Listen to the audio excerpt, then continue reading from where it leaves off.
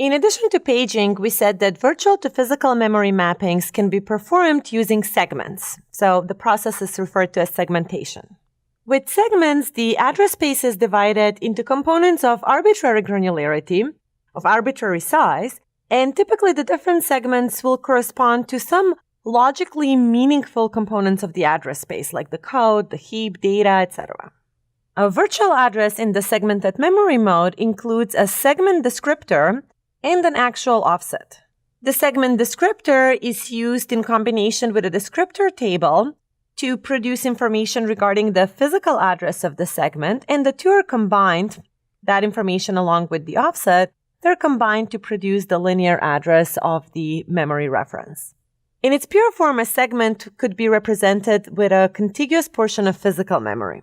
In that case, the segment would be defined by its base address and its limit registers, which implies also the segment size.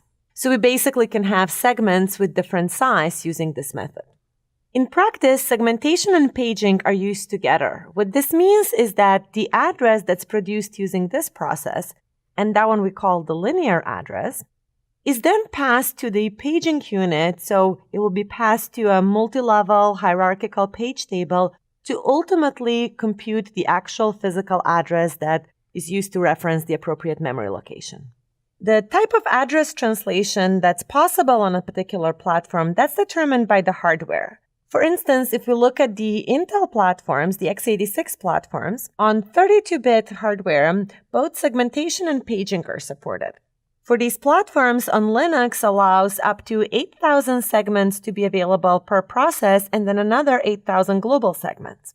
At the same time, on 64-bit Intel platforms, segmentation and paging are supported for backward compatibility.